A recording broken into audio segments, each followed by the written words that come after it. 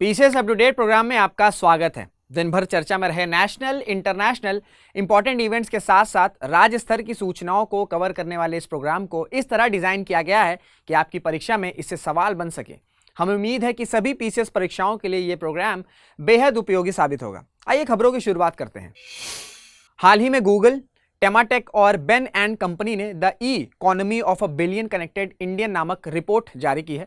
इस रिपोर्ट के अकॉर्डिंग भारत की इंटरनेट इकोनॉमी 2030 तक 6 गुना बढ़कर 1 लाख करोड़ डॉलर की हो जाएगी। इस रिपोर्ट के अकॉर्डिंग कंज्यूमर बिहेवियर में हो रहे चेंजेस और ग्रो होता बिजनेस इकोसिस्टम इंटरनेट इकोसिस्टम के लिए स्ट्रॉन्ग फाउंडेशन का काम करेगा। रिपोर्ट का मानना है कि इस ट्रांसफॉर्मेशन में की थ्रस्ट टियर 2+ लोकेशन से आएगा। मींस छोटे शहर और रूरल एरियाज गेम चेंजर होंगे। भारत की अभी तक की major internet economy growth metro और टियर 1 सिटी से जनरेटेड है, जो भारत की पॉपुलेशन का ओनली 13% है।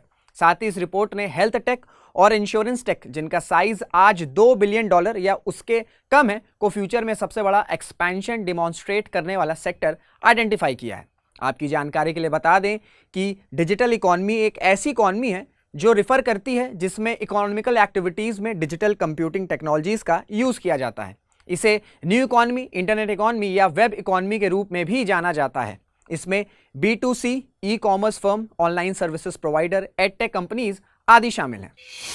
मिनिस्ट्री ऑफ पावर और ministry of new and renewable energy ने ज्वाइंटली एक नेशनल मिशन लॉन्च किया है। इस मिशन को माहिर अर्थात mission on advance and high impact research का नाम दिया गया है।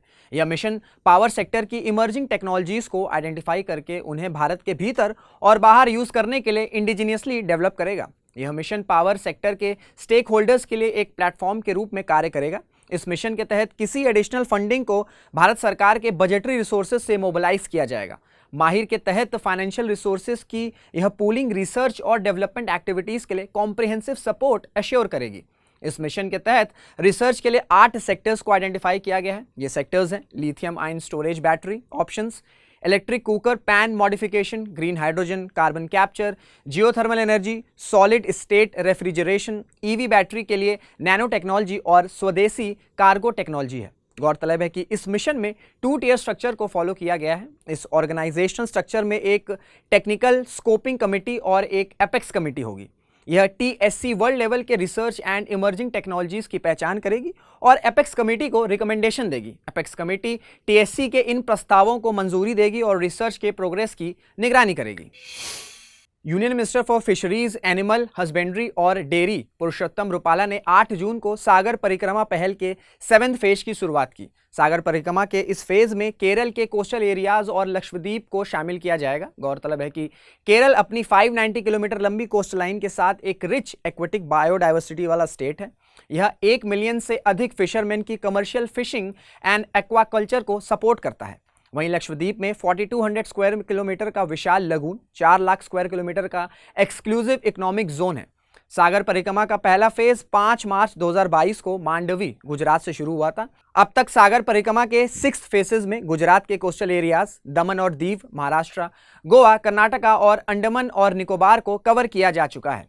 इस पहल का ऑब्जेक्टिव प्री डिसाइडेड सी रूट से पूरे देश में कोस्टल एरियाज का दौरा करना, फिशरमैन, फिश फार्मर्स और गवर्नमेंट स्कीम बेनिफिशियरीज के साथ मिलकर फिशरी सेक्टर की प्रॉब्लम्स को आइडेंटिफाई करना और इनके समाधान के लिए सुझाव एकत्र करना है। इस पहल के दौरान प्रोग्रेसिव फिशरमैन, फिश फार्मर्स और यंग फिशरी एंटरप्रेन्योर को प्रधानमंत्री मत्स्य संपदा योजना और किसान क्रेडिट कार्ड से जुड़े सर्टिफिकेट्स भी प्रोवाइड किए जाते हैं। हाल ही में DRDO ने न्यू जनरेशन की बैलिस्टिक मिसाइल अग्नि प्राइम को doctor APJ Abdul Kalam island से सक्सेसफुल ट्रायल कंडक्ट किया है।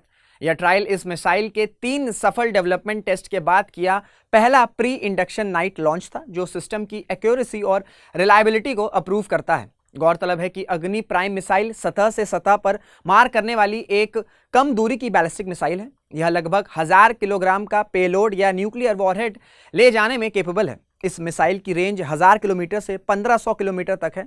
आपकी जानकारी के लिए बता दें कि DRDO यानी defence research and development organisation Bharat के डिफेंस सेक्टर के डिफेंस और रिसर्च से जुड़ी एक लीडिंग ऑर्गेनाइजेशन है। यह इंडियन डिफेंस मिनिस्ट्री की एक सब्सिडरी यूनिट के रूप में काम करती है। इसका एस्टैब्लिशमेंट 1958 में इंडियन आर्मी और इंस्टीट्यूट ऑफ डिफेंस साइंसेस के टेक्निकल डिपार्टमेंट के रूप में किया गया था। प्रेजेंट में डीआरडीओ की भारत में अपनी 51 लैब्स हैं जो इलेक्ट्रॉनिक्स, डिफेंस इक्विपमेंट्स एटसेट्रा के सेक्टर में रिसर्च कर रही हैं।